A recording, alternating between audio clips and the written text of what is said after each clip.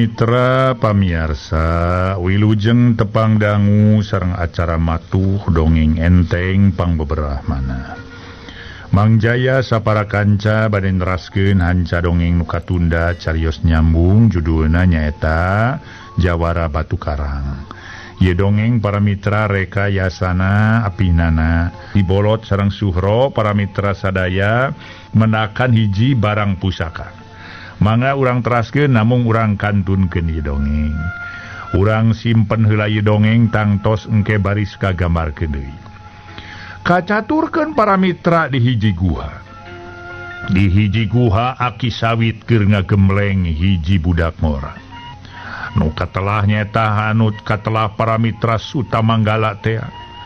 Budak ngora anu memang katingali pangawakanana.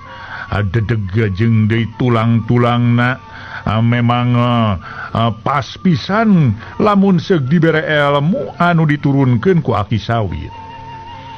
Ari aki sawit eta para wargi memang baheula nama aya cita-cita hayang ngabangun rumah tangga jeung indungna Sutamanggala ngan dirusiakeun we ku aki sawit mah.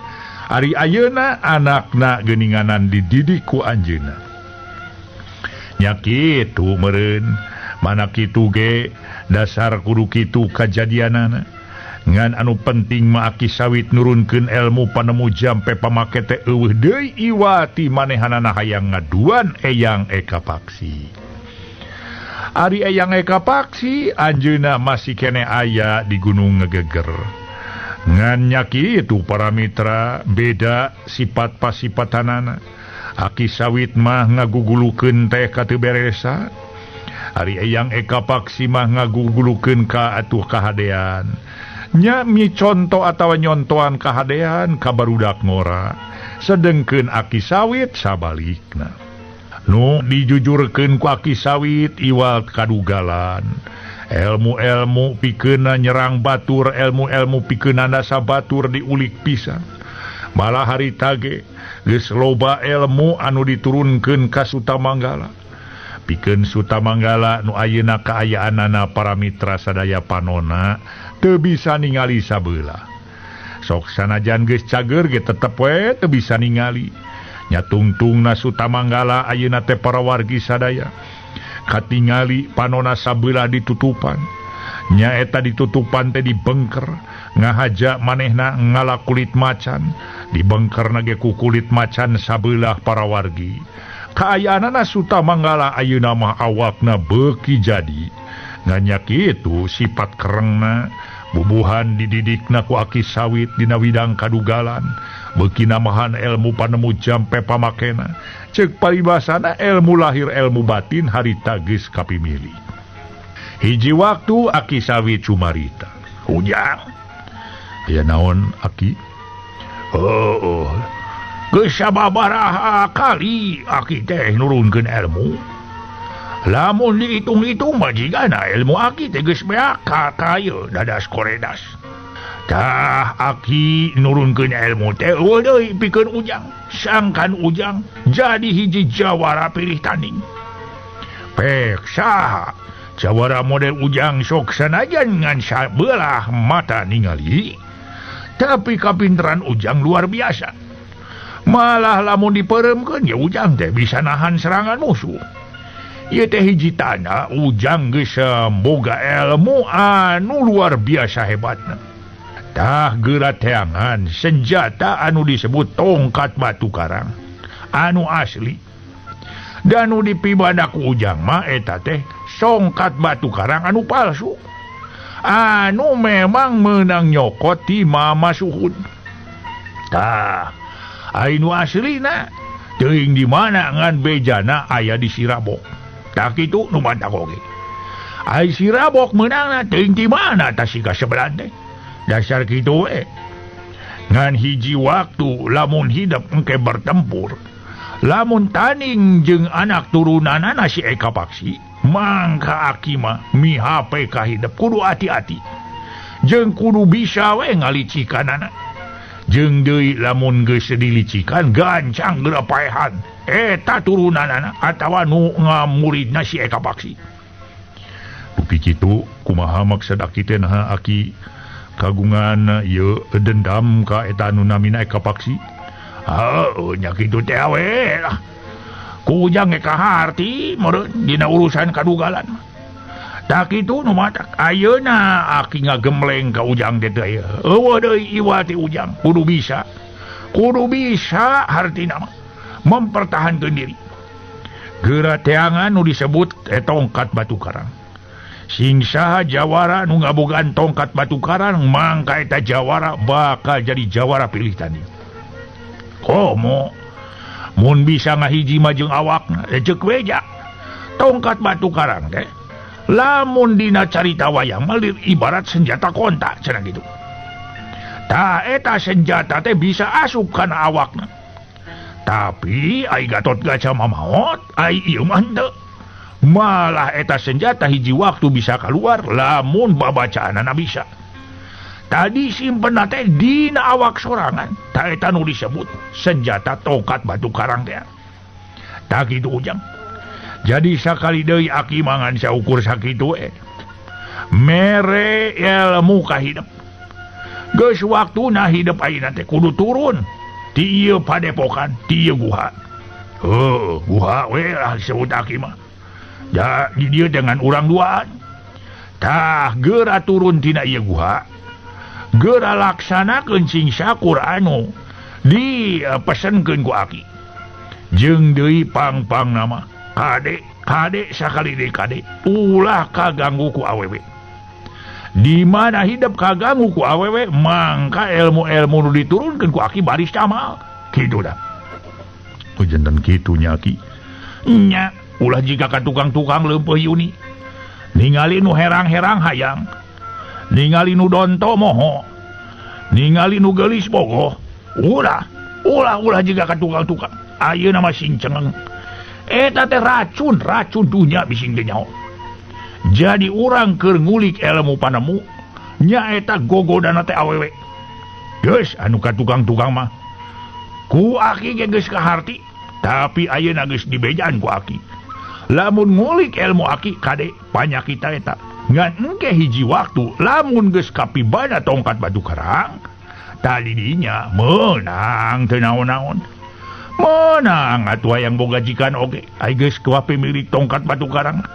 Sameme kapi milik tongkat batu karang kade ulah wani-wani ngaheureuyan awewe komo lamun ngalakukeun pagawean nista mah geus we leungit kabeh ilmu panemu jampe pamake ujang. Sakitu pesen ti aki. Para mitra aki sawit sapesen teh bebeakana kanu jadi anak muridna nu katelas Sutamanggala. Sutamanggala ayeuna geus jadi hiji jawara anu memang sudah lawan. Ilmu aki sawit diketrukeun kabeh para mitra. Gaya nu nyaesa ceuk paribasana. Ayeuna aki sawit ngarasa bungah lantaran ilmu na geus diturunkeun. Malah aya nu nurunkeun atuh ilmu manehanana. Minangka pangwaris ti aki sawit teh nyaeta Sutamanggala. Sutamanggala ge bungah lantaran keur manehna masing saha bae oge nu bakal mere ilmu ku manehna baris ditarima. Lantaran ceuk pamikirna sok sanajan ayeuna panona bocos sabelah teu eleh manehanana hayang jadi hiji jawara nu kahot.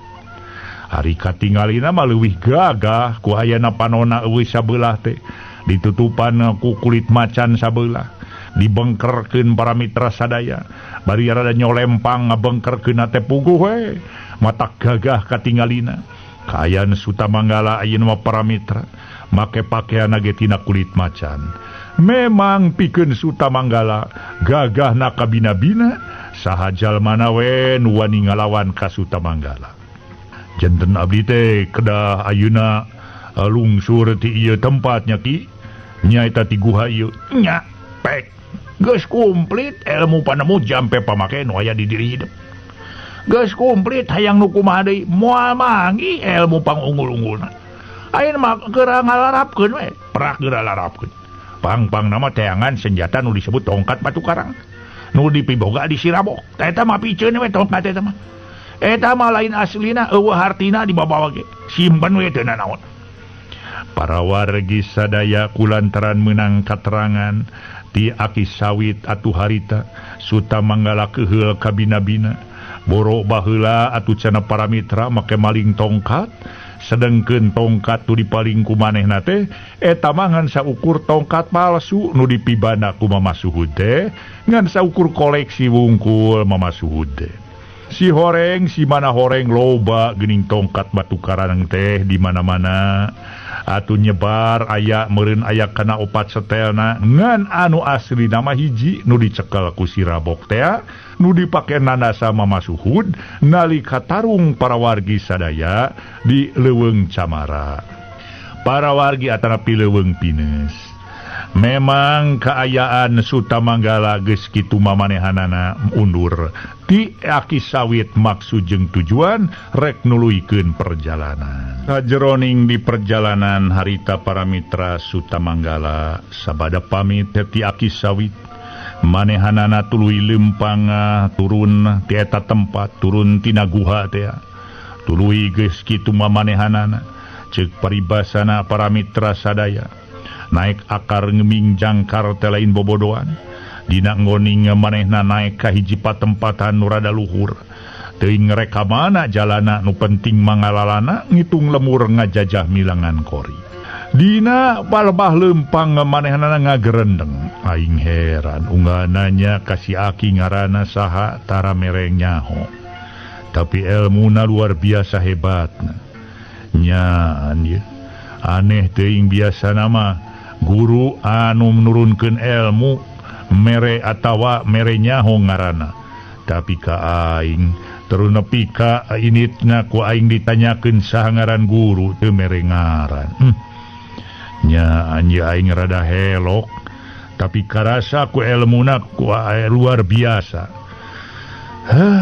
kitu para mitra gerendengna Suta Manggala pikeun Suta Manggala manehna ngarasa heran lantaran aki sawit nerangkeun sajelasna saha sabenerna ngaran dirina antukna pikeun Suta Manggala teu dipake pikiran teuing manehna tuluy nuluykeun perjalanan para mitra nu dituju teu aya deui cenah rek neangan senjata nu disebut tongkat batu karang anu asli lantaran tongkat batu karang nu dibabawa ku manehna harita ge dipikeun we da eueuh hartina dibabawa ge eta mah tongkat batu karang palsu.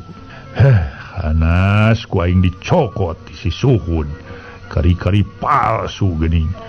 Naon atunya si Suhud teh make jeung nganunaan barang palsu segala keur hiasan kitu atawa keur naon nya aing mah sabel ka bina-bina nyaho kieu mah wah ku aing moal dipaling kitu ceuk Suta Manggala. Tuna carita kayan Suta Manggala anu harita teh para mitra parantos ngawitan ngalalana deui. Bari kayan awakna jag-jag waringka sok sanajan panona sabelah atuh dina kayan teu ningal malah ditutupan harita ge para wargi ku kulit macan. Memang para wargi katingalina gagah lantaran pakaianana Suta Manggala tina kulit macan. Ayeuna caturkeun para wargi si bolot nyaeta jeung si Suhro anu harita manggih hiji pakarang nu disebut bedog pusaka. Barang geus katempoeun mah harita teh aku si Suhro mending ngajenghok siga nu kaget sarta ku kulutus jero hatena. Jadol sia aing kurang taliti pan senjata harapan aing eta teh kari-kari beunang ku si bolot panggihna teh aing mah aya we sisit kadal goreng milik aing mah naon sababna pangna si Suhro ngarasa sirik ari sabab si horeng si mana horeng nyaeta senjata nu panggih ku si bolot teh senjata nu dipikahayang hiji bedog pusaka anu katelah bedog para mitra sadaya si gelap teh. Atuh para wargi geus kitu mah harita ge bedog pusaka si gelap teh tinggalin waktu harita teh rahmi mamangku Suta Manggala dasar gempeur sok sieun kapergo ku jawara nyaeta nu datangna ti panyingkiran teh. Coba dewek ngilikan bolot ku kitu teh mah para mitra aya carita nu kedal tina sorakna nyaeta nuka telah para wargi nuka telah para mitra nyaeta baturna si Suhro teh. Si Suhro ngomong kitu maksudna bener. Si Suhro ngomong kitu. Harita para mitra atuh ku si Bolot diasongkeun kalawan gede kapercayaan bubuhan ka sobat heubeul. Waduh euy. Wah si kilat teh euy si gelap itu ngaranna euy. Nyaan aduh pedang wasiat ieu mah wah. Ilaing hebring euy. Hebring ilaing Bolot cek Suhro api-api ka karanyaho. Nyada ge geus nyaho atuh. Tema si Bolot bari nampanan bedog. Tapi ku Suhro teu burung dipasrahkeun deui harita teh. Kekelanan euy dewek hayang nyidikeun heula nya. Bener henteuna ieu senjata nu disebut si kilat si gelap teh. Omongna Suhro bangun ngarasa lebar rek masrahkeun eta barang teh. Para wargi anu mulya aya nyereset dina hate harita teh. Si Bolot barang ningali kaayan kitu boa-boa si Suhro rek ngarebut eta barang. Lantaran manehna ge boga pamikir jeung deui nyaho yen si Suhro teh jelema anu memang haraka batur jeung kadedemes hayang meunang sorangan. Harita para wargi malah mah si Bolot ngagerentos jero hatena. Heueuh aing mah sakitu we hanyakal teh si Suhro teh lah boga adat yang ngawak sorangan kitu ceuk caritaanana si Bolot.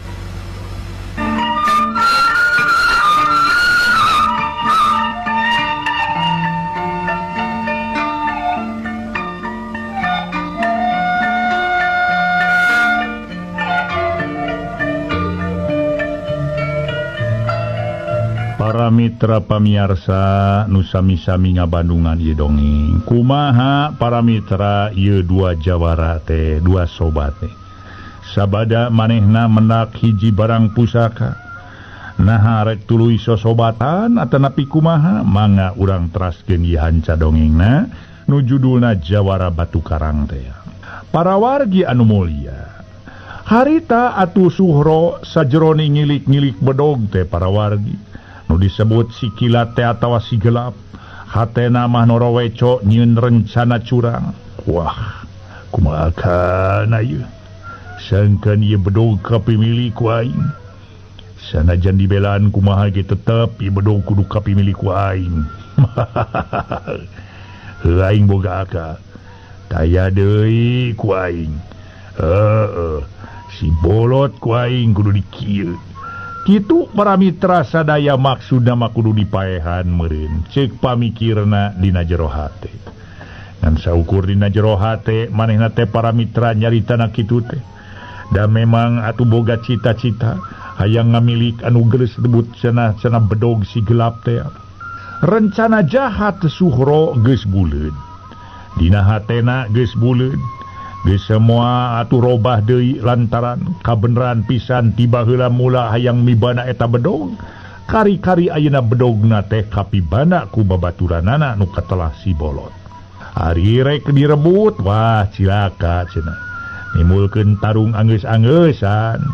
Sedengkeun can tangtu para mitra lamunna keur gelut kitu mah manehna bisa maehan musuhna atawa bisa maehan baturna nu katelah si Bolot. Lantaran si Bolot nage dina kaayan taki-taki caringcing pageuh kancing saring set pageuh iket ceuk paribasana. Atuh para mitra sadaya geus kitu mah manehanana geus sacinak dina hatena geus buleud pate kadanana. Rencana jahatna para mitra sarta rek dilaksanakeun di mana geus nepi kana waktuna. Nitih wanci nu mustari nincak mangsa nu sampurna. Mun aya katempa kabeneran aya waktu nu hade kalawana ngareka jalan supaya para mitra si Bolot teu curiga. Sanggeus boga pikir kitu mah song we. Bedog anu disebut si gelap teh diasongkeun deui ka si Bolot anu boga milik ti heula. Ye Lot euy, rawatan ku ilaing ye. Da memang ilaing nu geus manggihanana euy. Bedog pusaka ieu teh lebar mun teu dirawatan. Pe kadinya bagian ilaing mana kitu ge. Teu bisa kitu wae euy. Suhro tetep we bedog teh boga duaan. Palebah dieu dewek moal ngaku-ngaku euy. Lantaran si laing oge aya hak mibana atawa ngajaga eta bedog. Jadi lamun iling rek ngagunakeun pek wae teu naon. Jadi bedog teh boga duaan lah nu penting mah. Tema si bolot estu wijaksana pisan. Manehna teu ngahak eta pakarang. Kulantaran manehna init-inita duaan, nya duaan cenah nu boga hak terhadap ka eta bedog teh. Oh, jadi kitunya maksud ilaing teh. Nya. Jadi bedog kita boga duaan, lain boga kuring wungkul. Wah deh atuh. Tapi ayeuna mah sorenang we ku ilaing dah. Oh gampang ke malah manggih musuh tang tu dewek ngilu ieu make. Jeung deui tang tu aya musuh mah dipake aku dewek lah. Teh mah Suhro kapaksa nyerenkeun ka si bolot.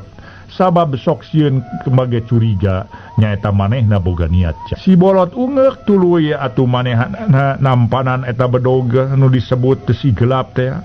Bedog si kilat si gelap arita teh disorenang dina cangkeng. Kulantaran kayan geus beurang, eta dua sobat teh para mitra teu loba catur ti dinya mah tuluy manehanana ini. Rek mudun cenah para wargi sadaya kaleuweung dadap. Si bolot lempang ti heula ari Suhro ngiclik nuturkeun paneuri. Lengkah jeung roman beungeut kaciri ngandung hiji niat anu jahat. Ayeuna wae kitu sia geuskeun nyawana ye. Si bolot teh tuman. Lantaran lamun teu dilampuskeun nyawana aing moal bisa milik eta senjata. Heueuh sigana mah ayeuna ye dina tempat nu kieu nu hara-haraeun. Niti wanci nu mustari nincak mangsa nu sampurna. Sia ku aing dianterkeun ka neraka deui bolot. Kitu ceuk Suhro di jero hatena perang sabil. Sabalikna pikeun si bolot mah teu boga rasa curiga naon-naon tongoy we leumpang. Estu tenang nakeran para mitra dina leumpangna teh. Ai Suhro beuki ngagolak getihna, naik kaluhur kontan para mitra leungeunang ngadeg-deg sarta sakilat mesat bedog langsung diheumatkeun kana punuk si bolot. Jabrod modar sia. Suhro harita teh para mitra nyentak bareng jeung bedogna teuak pisan kana punuk sobatna. Geus kitu kecrek sababaraha kali para mitra puguh we. Si bolot ngagoak nyebut aduh kaget lain lumayan. Itu nabari nyengir nahan kanyeri barang dirampah horeng teh beheungna geus gudawang. Punuk gudawang jabas sababaraha kali dikadek nyeta ku babaturanana nu katelah nyeta para mitra si Suhro teh. Bolot. Buru-buru sia geranganyang ka neraka deuleu. Cek Suhro bari ngulinkeun bedogna, bisi si bolot tuluy ngalawan. Para mitra pikeun si bolot reuwas luar biasa bari nahan kanyeri. Malah getih harita teh para mitra sadaya geus harita teh ngalem mereh dina awakna. Tega si lain tega nepi ka luas ngala pati batur. Aduh, padahal urang teh geus sapapait sama manis. Cek si bolot maksakeun ngomong sanajan geus karasa lieur. Tur dina ngomong nage arap-ap eureup. Wah, montong loba bacot sia goblok. Si dipino deui sia ku aing babatok sia deuleu. Cek Suhro galak. Teu sangka si horeng nu asih dipulang sengit. Ceuk harita si bolot nafsu ngan hanjaka tanaga leureus. Sabab geus loba teuing getih nu kaluar para mitra tina raheutna. Wah, montong loba pamolas ya goblok. Pokona si lain kudu buru-buru modar deuleu. Beungeut Suhro henteu riuk-riuk boga pikir hanjaka tapi beuki jahat we para wargi. Si bolot teu ngomong sarta awakna ngadadak kalimbung daligdeug bruk rubuh nyuk suruk dina dapuran honje. Harita teh. Laksana aing ngamilik sagemlengna bedog pusaka nu katelah si gelap si kilat. Suhro seri bunga peda boga angkeuhan, tangtu bakal jadi jago pilih tanding. Sanajan si bolot geus ampir-ampiran les-lesan celik nama masih keneh bisa ngadenge sakabeh omongan Suhro kalawan pok manehna ngomong lalauna. Suhro, jadi maksud si laing maihan aing teh tetaya deui gara-gara bedog anu ngaran si gelap.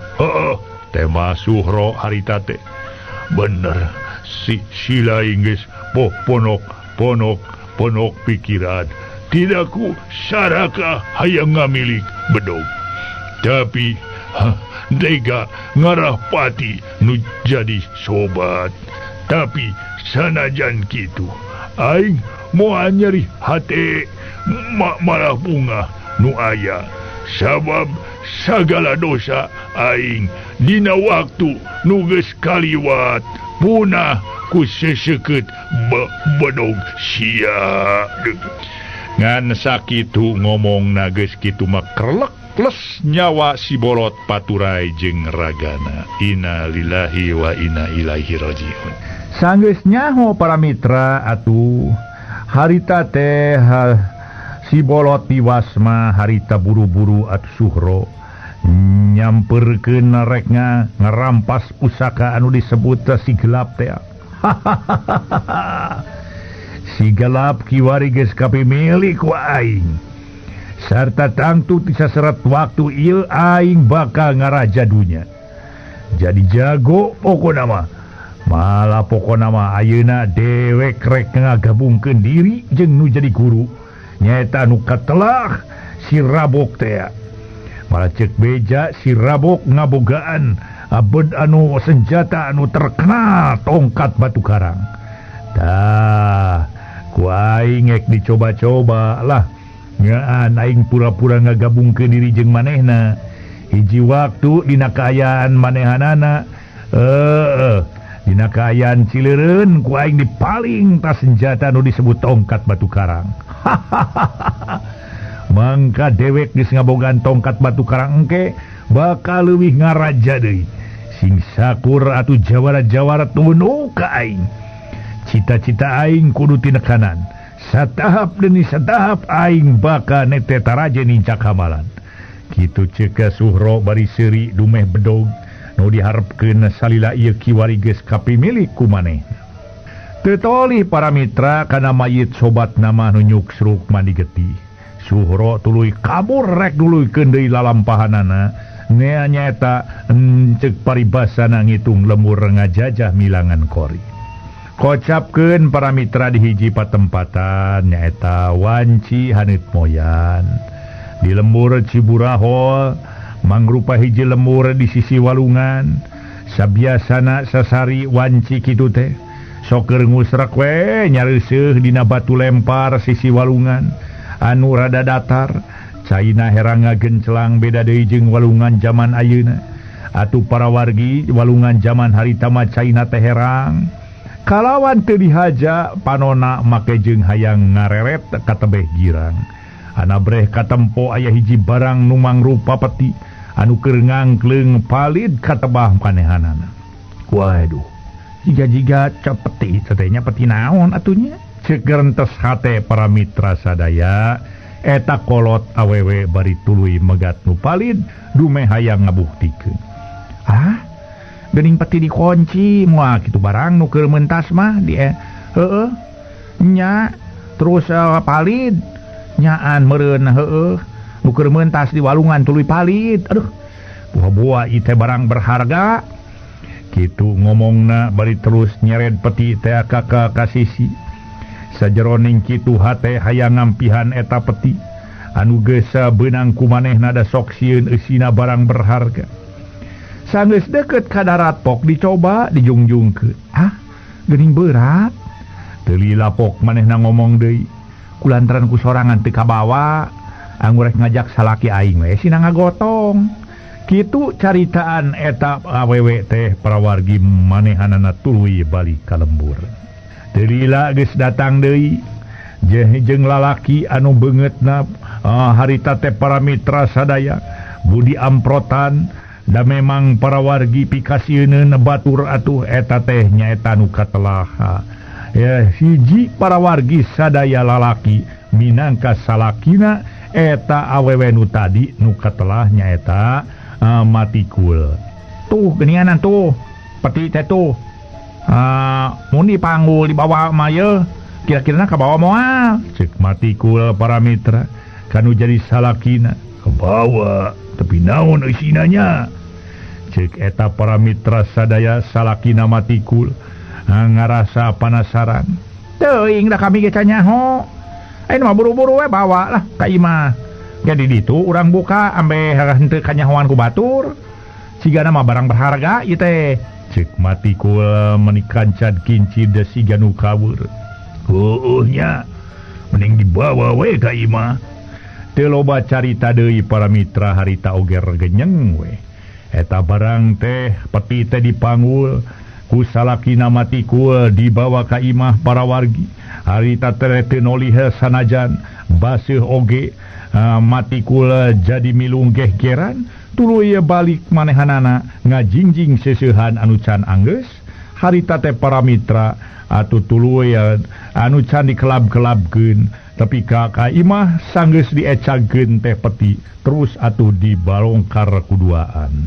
Tapi acan ge kanyahoan eusina di luar geus kadenge anu ngomong. Woi, ulah diganggu eta peti sarta pasrahkeun ka aing. Lamun teu ngawaros sia duana dipodaran ku aing. Harita para mitra atuh salaki jeung pamajikan mening ngajenghok reuwas sahanteuna we rek meunang milik gede aya nu nganyahoankeun komo deui bari ngancam sagala rupa eta jelema teh kamanehanana para mitra sadaya ngancam atuh uguh we reuwas pikeun manehanana mah awakna kontan ngaleketai leuleus lungset aya tangan pangawasa da rumasa teu bisa gelut maneh nama para wargi sadaya sabot kitu para wargi sadaya manehanana keur pahulang-hulang teh geus asup manten nu ngomong tadi asup ka imah nu kabeneran pantona molongo poho candi tutupkeun teh ayo pasrahkeun ka aing sia cik eta jelema teh bari ngomong ngasongkeun tungtung bedog kana dada harita teh Abah Tikul mangga ya Abah mah subuhun asa si Abah ulah diganggu we sumun ulah diganggu cek si Abah para mitra Abah Tikul meunigeus ngesang bakating kusieun. Wah asal buru-buru dipasrahkeun cek eta jelema teh bari tuluy ngajungjungkeun peti rek dipanggul ngan piur we harita keneh dibawa kabur. Rejeki nomplok ye rejeki nomplok aing ye isuk-isuk aing geus meunang milik aduh tak kamari aing menang bedog anu kasebut si gelap teh ayeuna aing menang milik geus dangtu ieu rejeki da rejeki badag pisan rejeki nomplok da moal teu dikunci lamun memang eusina lain barang berharga nyaan alus ku kulinciran ye nu mata ke sagala-gala ge ai sagarupa dilaksanakeun sahade-hade nama aing mangi hiji kabagjaan nu luar biasa rejeki nomplok aing menang milik ye menang rejeki si horeng si mana horeng eta teh si Suhro kabeneran nganyahoankeun waktu Mbah Tikul manggul peti asup ka imahna kumanehna tuluy diintip manehna ge boga pamandegan yen peti anu harita dipanggul ku Mbah Tikul teh hiji peti anu memang eusina barang berharga nu matak teu loba catur keteyep-keteyep kumanehna dituturkeun ke keteyepan atuh meuni parimpen naker jeung deui para mitra sadaya rekep irikip naker dina nggoning nuturkeunana meuni teu kadenge sora pangpung potong acan bakat aku rikip dina nggoning nuturkeun Abah Tikul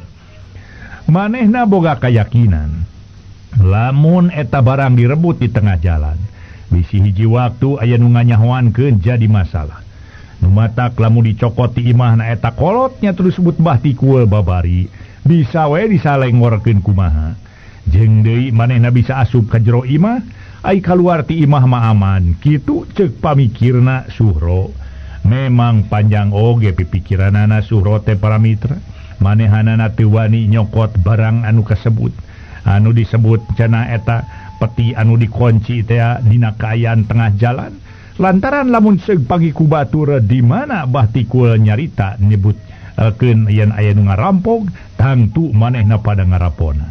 Memang para wargi otak nama jalan pikeun si Suhro teh bubuhan hiji jadu gerampog anu kakoncara kamana-mana cenah para mitra terkenal atuh para wargi hiji rampog anu kacida telengesna kaayaanana harita komo ayeuna si Suhro geus ngabogan hiji pakarang anu kasebut ka bedog si gelap teh si horeng si mana horeng geuning nu ngarebut eta peti teh si Suhro para wargi anu boga sifat telenges ka batur sorangan nu katelah si bolot oge nepi ka wani mateni akibat ti manehanana hayang miboga hiji pedang nu kasebut si gelap da memang atuh telengesna kabina-bina memang para wargi anu katelah nyaeta si Suhro teh manehanana telenges luar biasa komo kitu ningali siga-siga aya nu ngebogaan harta banda puguh we manehna ge geus hayang sakop-kopeun ningali eusina eta peti teh umatak harita ge para mitra tuluy dibawa ku manehanana ngagerendeng jero hate bari ngagak-gak seuri tulus jigana aing boga harta karun teh aduh sabab tangtu ieu peti eusina teh barang berharga paling saeutik perhiasan emas inten berlian ku birincing paling saeutik ieu perhiasan atuh geus tangtu we aing senang ngah ning lamun eusina ieu perhiasan teu kudu gawe deui ngan syukur eta we perlu dahar ngajualan harta banda nyaan dasar kudu kalaksanakeun aing cenah bisa kayan ngah-ngahning aing jadi jelema berat beunghar ku harta banda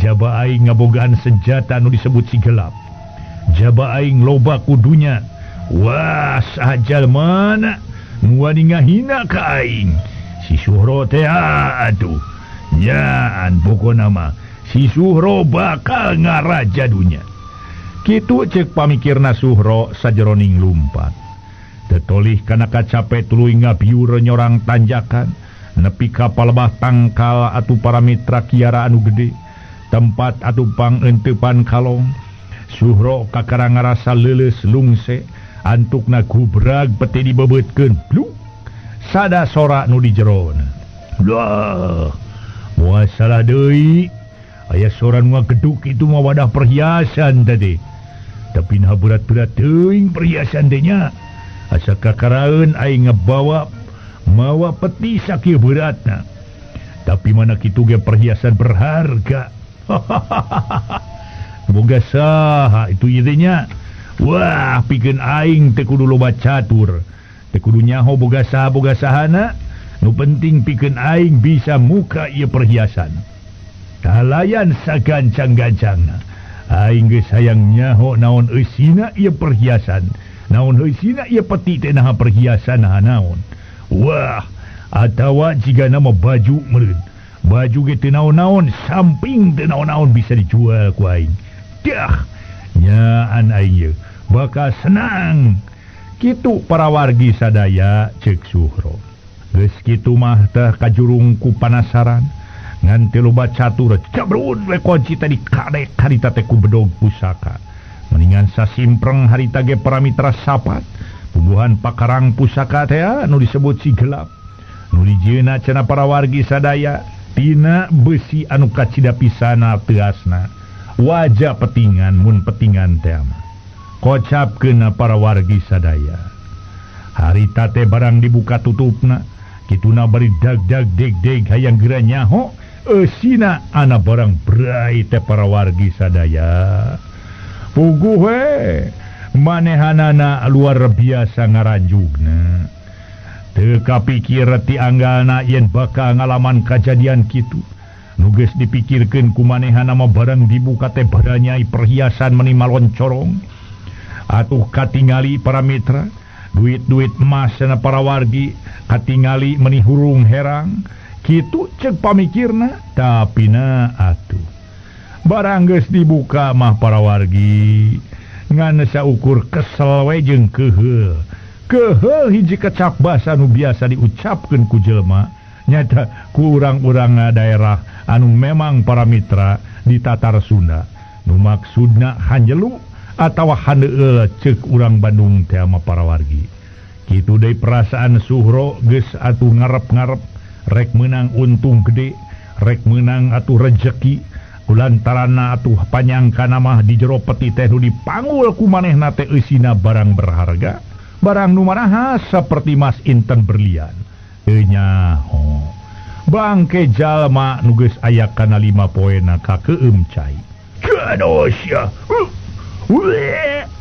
harita Suhro ngadadak sebel barang nempo bangke atuh para mitra geus jadi bungkang jaba bau deui ka tamah-tamah kaambe bau hangru nyelek kana irungna tadi mah keur katutupan teu kaambe bauna maklum rekep naker eta peti teh para wargi sadaya dina ku ngarasa katipu ngan cekok we peti teh ditayong harita teh ka jero jurang munggah hati paguh ti gugulutu kebro ningang tangkal tatangkalan kontan sarta awak harita teh si Sapri nu geus palastra teh macleng tuluy nyangsang dina areuy harita teh anu ngaguyun di sisi gawir tayohna mayit Sapri teh nyangsang dina areuy teh kanyahoan ku manuk gagak nu keur areunteub dina dahan saninten harita keneh gagak nyirorot kahanap bari disadating karoak ngageroan baturna lantaran cenah aya nu ngirim dahareun maklum kahakanan gagak bangsa bangke model kitu mah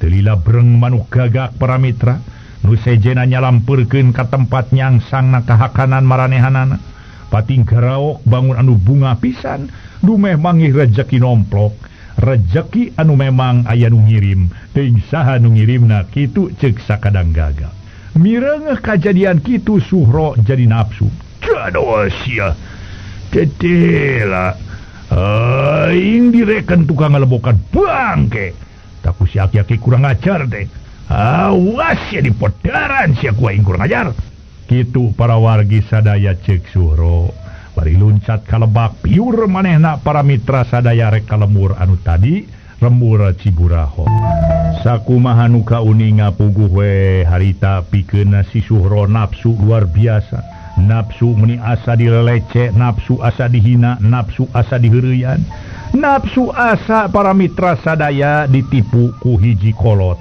nu katelah si Abah Tikul teh manehna teu nyahon eta kolot ngaranna Abah Tikul ngan kulantaran manehna boga pamikir si kolot keura rek muka peti buah-buah peti cenah barang berharga si horeng para mitra peti nu dieusi ku mayitna Sapri emut keneh para wargi Sapri nalika anjeunna lebet ka hiji bumi nyaeta atuh nu carogena nuju teu aya teh nya mangga para wargi sadaya puguh we emut keneh rupinanya ka Nyi Dedeh teh nya para mitra aduh harita ge atuh Sapri dugi ka hanteuna mulih ka jati mulang ka asal margi anjeunna eungap dina jero peti teh margi petina hebat da eta we sok sanajan dibawa ge teu ka ame bakat ku teu rekep-rekepna eta peti nyaho-nyaho barang dibuka teh para mitra mayit mangrupa mayit jalma nu geus bungkang kocapkeun para wargi si Suhro nafsu rek nuju ka tempatna Abah Tikul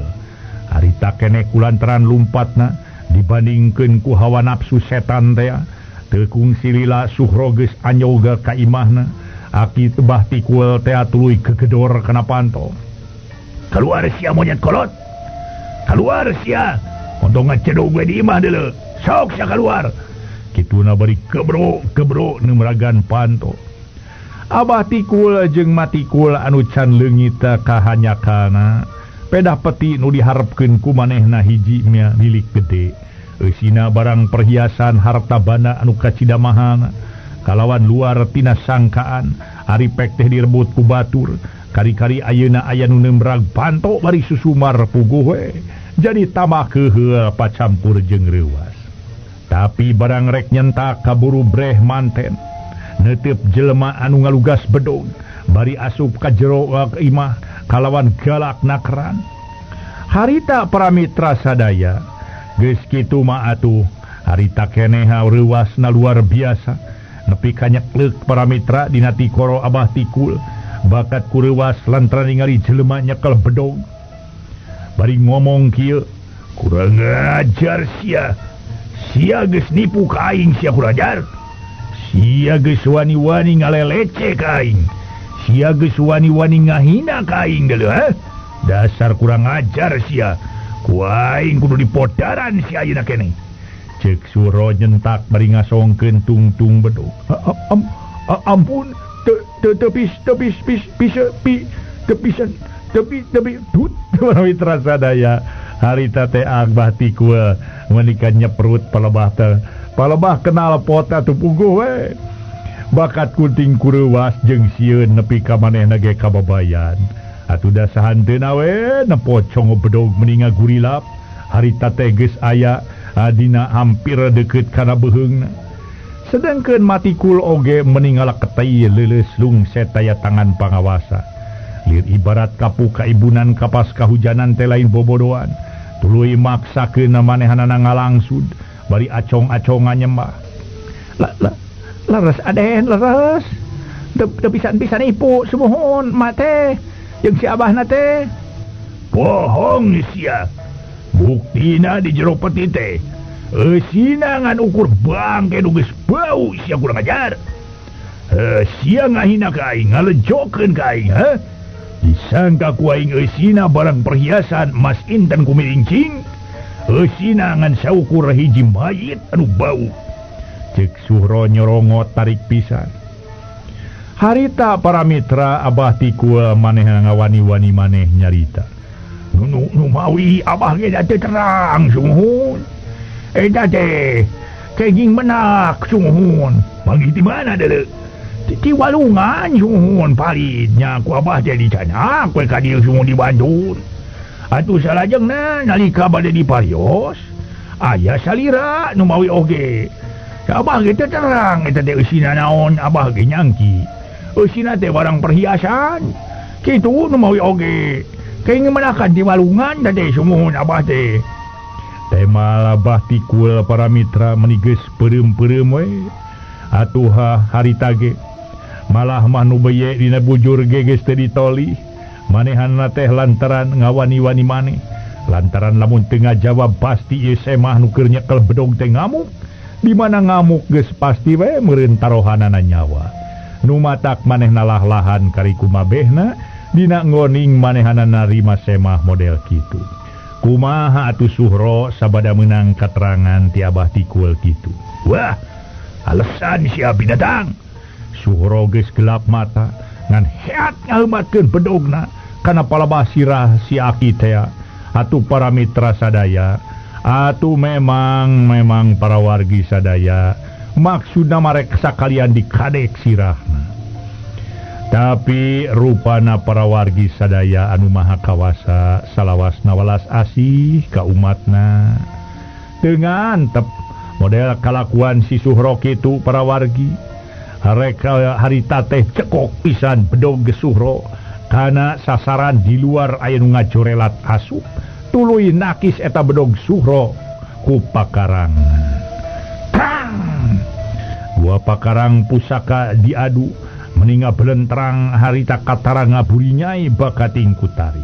Ngaso heula para wargi saha yang nu datang kadinya.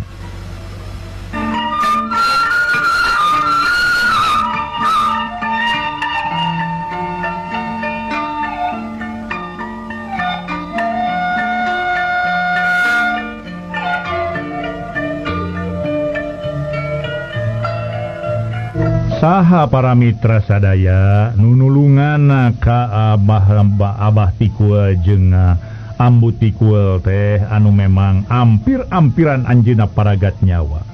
Akibat serangan bedog si Suro teh harita teh para mitra Suro ngagebeg reuas. Barang mireungeuh harita teh bedogna aya anu nakis gancang mundur bari terus semasang kuda-kuda panceg naker ngajaga musuh males narajang. Setan alas ya, kurang ajar deuleu. wani-wani ngaganggu karena ketentraman batu sia kurang ajar. Sia kudu tanggung jawab. Sabab geus megata niat aing deuleu. Kurang ajar sia teu nyaho siang hareupan saha ieu Si Suhro ieu. Si Suhro jawara kawakan. Jawara kahot. Nu kakoncara ka jana pria ka jampari angin-angin. Umatak ulah samarangan sia. Wani-wani ngalawan si Suhro deuleu. Cek Suhro barang rek neuteup teh para mitra nu melaan kadua mangsana teh. Ai kuring mah eueuh deui iwati ngabelaan anu lemah. Buktina ye si Abah jeung si Ambu dina kayan lemah. Andika tega-tega narek mateni jelema kolot anu teu walakaya. Ye rajeun wani ka aki-aki Andika mah. Salah atuh baraya. Lamun Andika wani tarung montong ngalawan aki-aki nu teu walakaya. Montong ngalawan nini nu teu walakaya. Lawan nu kasakira saimbang jeung Andika. Kakara bisa ragot tarungna. Ieu mah kumaha jalma teu walakaya der atuh. Rek dipateni jelema nanahaon kitu patut. Ye pagawean kaula ngabela kaum lemah. Tina katelengesan manusia jahat kawas Andika deuleu. Temal eta awewe anu geus nyalametkeun nyawa Abah Tikul jeung Ambu Tikul teh para wargi. Waktosna seueur.